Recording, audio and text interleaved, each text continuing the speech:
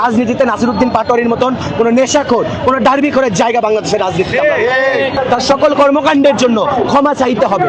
নাসিরউদ্দিন পাটোয়ারির উদ্দেশ্যে একটি কথাই বলতে চাই, আল্লাহ তোমাকে হেদায়েত দান করুক, হেদায়েত দান করুক।